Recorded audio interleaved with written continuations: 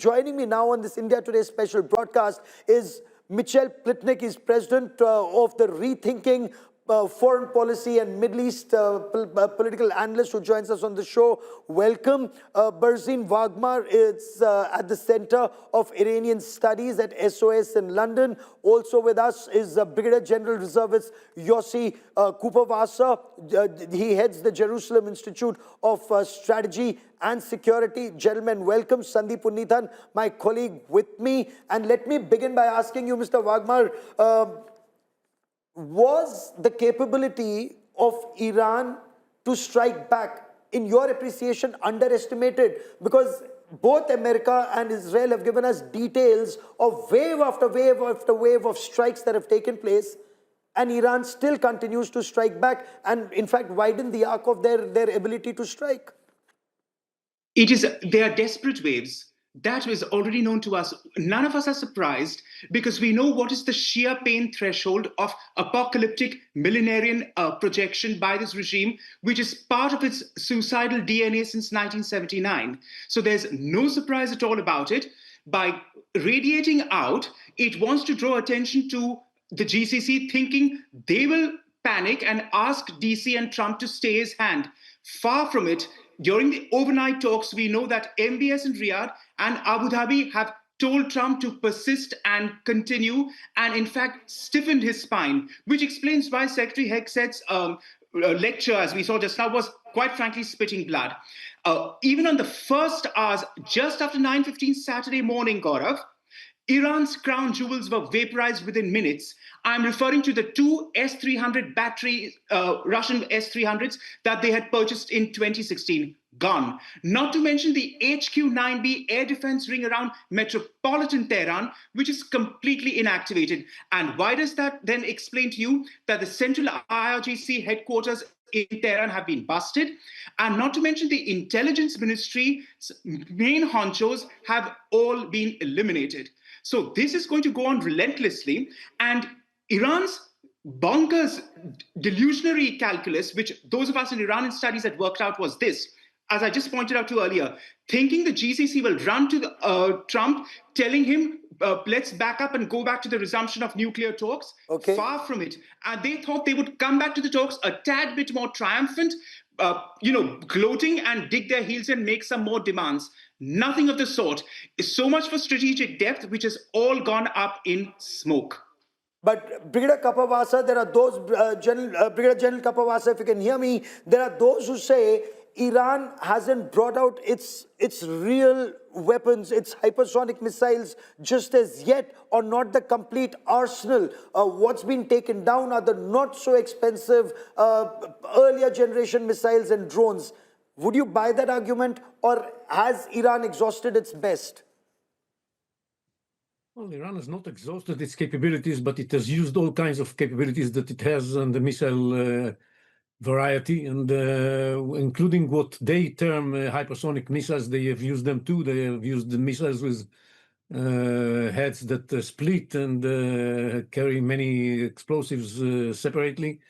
They used everything they have, and they still have plenty of them. It's going to be a long war in this respect to get hit all the arsenal that they have. Is going to take some time, and they're still capable of launching missiles in our direction, not only in our direction, in the direction of the Gulf states, in the direction of Cyprus. If they wish to, they can launch missiles also towards Europe itself.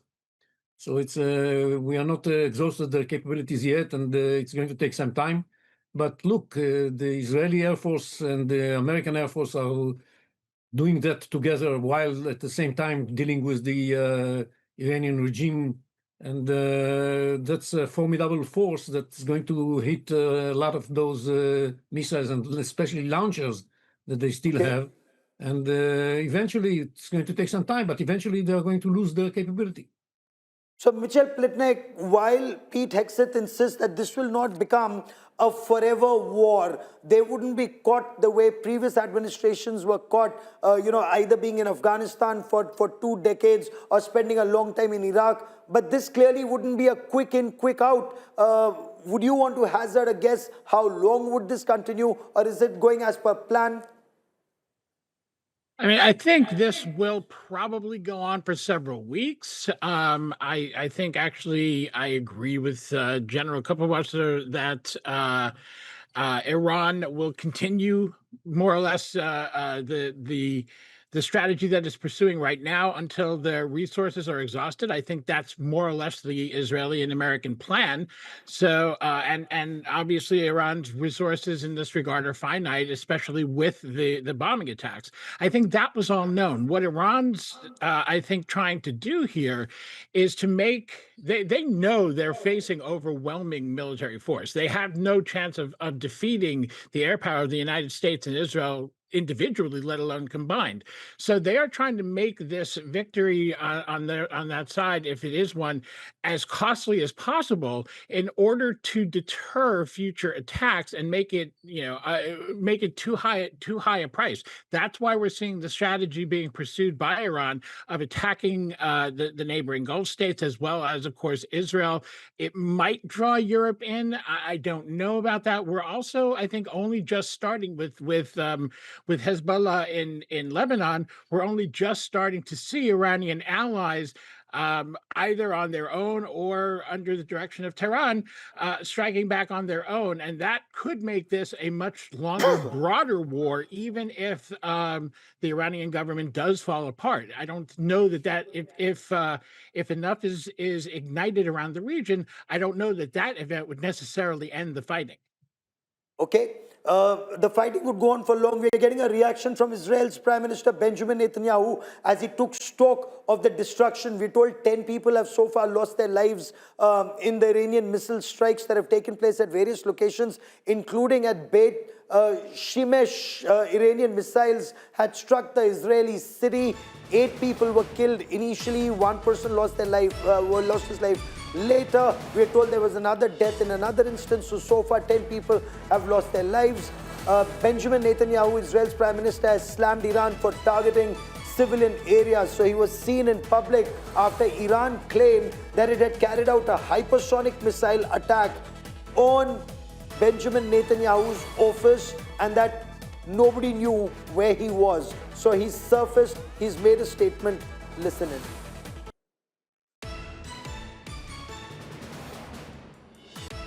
The tyrants of Tehran target civilians. We target the tyrants of Tehran to protect civilians. I've said for many years that they threaten not only Israel and not only America. They chant death to Israel, death to America. That's their ultimate target. But I said that they would also target those in between, that they would target Europe. They did. And if this regime, this terrorist regime of the kind we've never seen in the world, if they get nuclear weapons and the means to deliver them, ballistic missiles, intercontinental ballistic missiles, they will threaten all of humanity. So we set out to protect ourselves, but in so doing, we protect many others. And I want to say special thanks to our great friend and a great leader of the world, Donald Trump, for joining us in this crucial effort to save the world.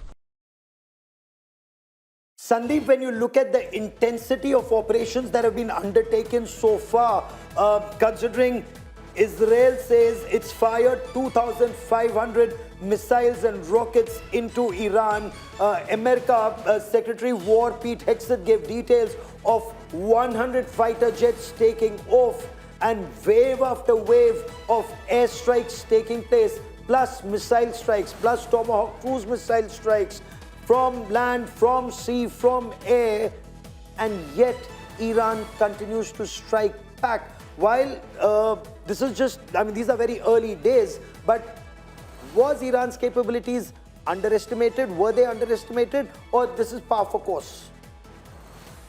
Well, Gaurav, what we are seeing here is possibly unprecedented. In the last 23 years, we have not seen this tempo of air operations and the kind of bombing that you've just mentioned. Over 1,000 fighter sorties every day. Iran has fired over 800 projectiles in a day. This is, if you looked at the Gulf War in 1991, Saddam Hussein fired just 88 Scud missiles over a 1-month period. Iran is firing over 800 a day. So this is a kind of war that we've never seen in the past, Gaurav. And the fact is that there seems to be some element of miscalculation that they did not anticipate Iran's ability to continue fighting even after such a crippling blow like the Supreme Leader Ali Khamenei being assassinated, and Iran continuing to fire missiles, in fact, stepping up the tempo of attacks, firing missiles, cruise missiles, and expanding the zone of conflict from, all the way from Cyprus in the west to Oman in the east, targeting all of the Gulf Cooperative Council members, the 6 Arab sheikdoms that are south of the Persian Gulf. This is a kind of warfare that we've possibly never seen, Gaurav, and using the extensive amount of ballistic missiles, air power, all of this, and this, points to a war that we've not seen, and possibly some miscalculations have been made, Gaurav. The fact that Brigadier, Iran's let me bring in Brigadier General Kapavasa into this conversation once again. General, in your appreciation, considering this is the intensity of the offensive that has taken place, Iran not only continues to strike back, but is widening the arc of the hit. Should there have been more dialogue with Iran? Because there are many who say, what was the immediate provocation for this war as far as the United States is concerned? And look at the apprehension. Spain, for example, and those are breaking news report that's just coming in. Spain, for example, is saying you cannot use our territory to carry out an offensive. A US president hit out at Keir Starmer saying you're not letting me use Diego Garcia for operations into Iran. There's apprehension that this could lead to trouble in the UK or Spain or other parts of Europe.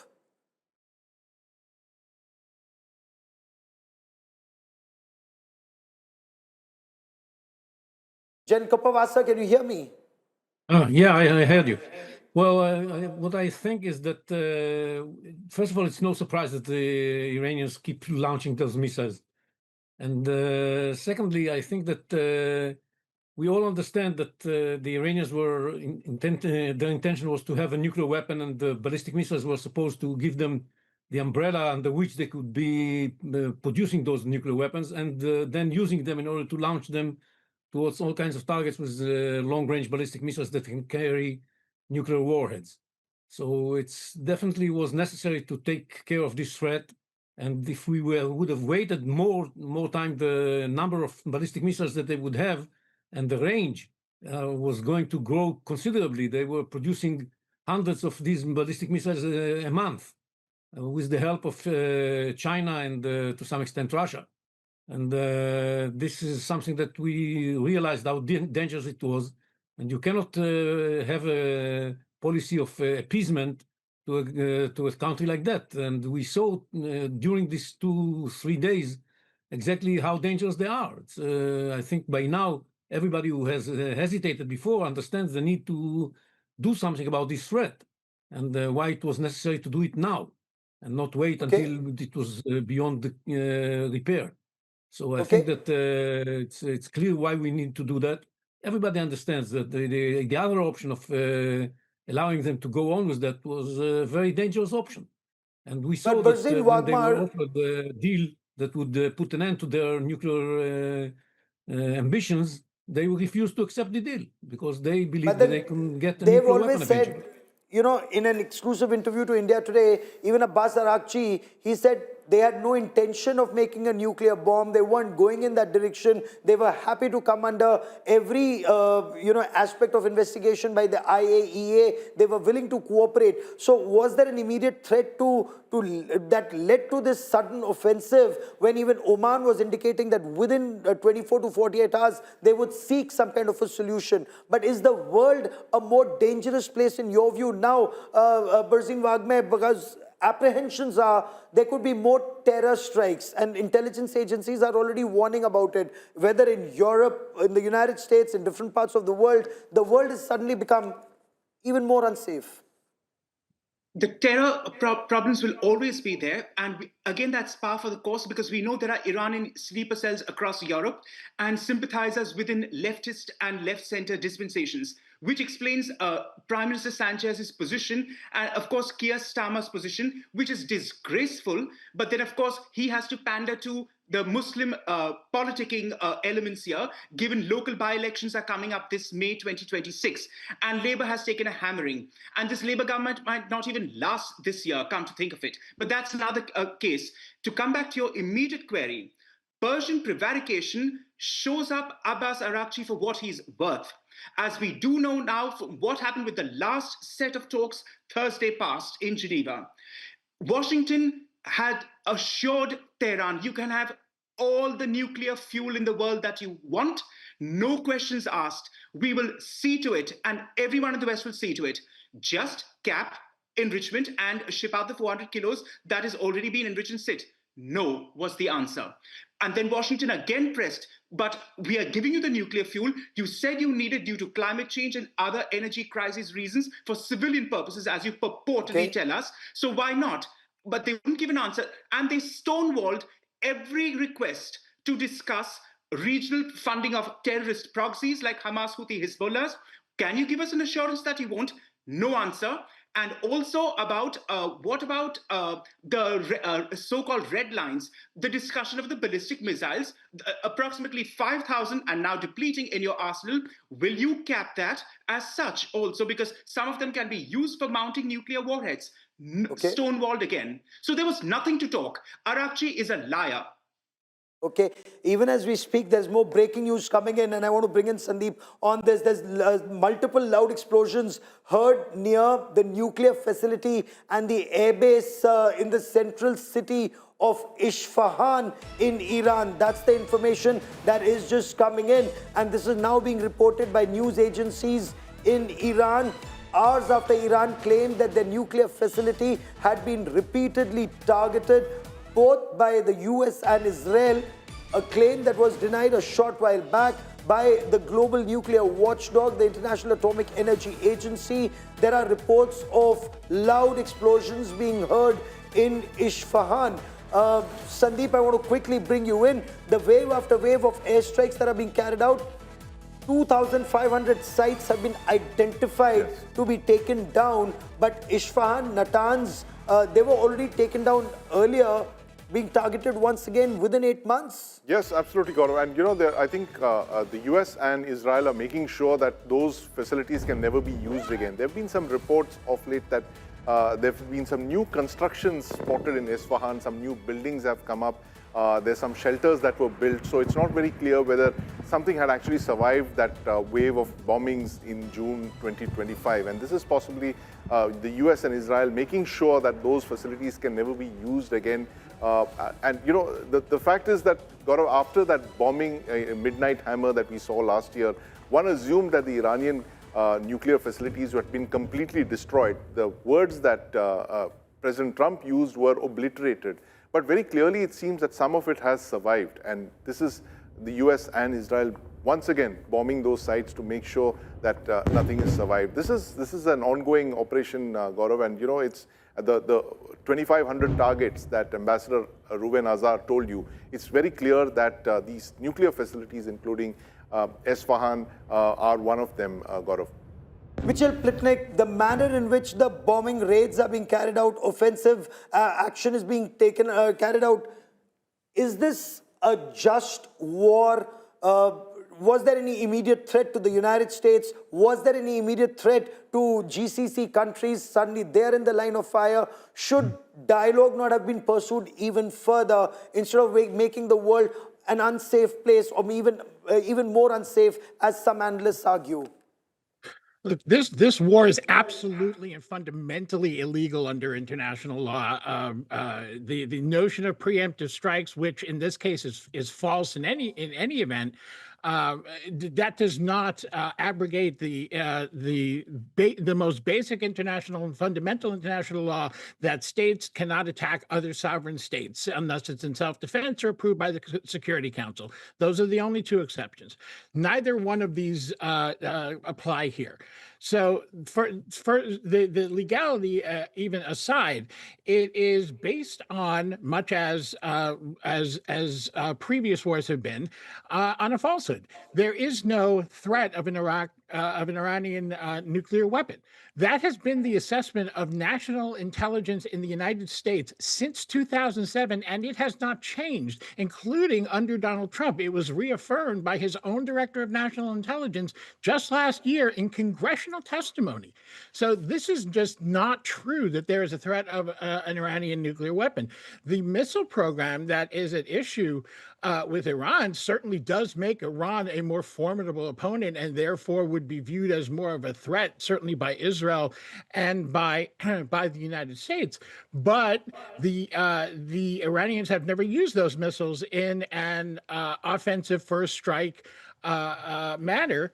And they do not have intercontinental missile technology, which is what you need to mount nuclear weapons, which they're not building in the first place.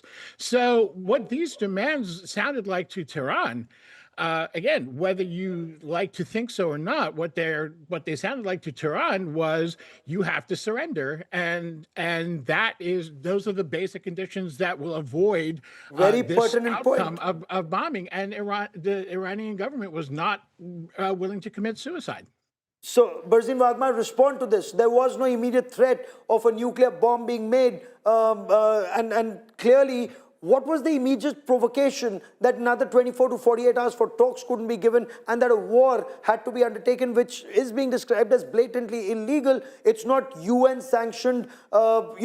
This would indicate one day you can go and attack Maduro in Venezuela, another day you can decapitate the head of Iran, the third day you could do it to any third country.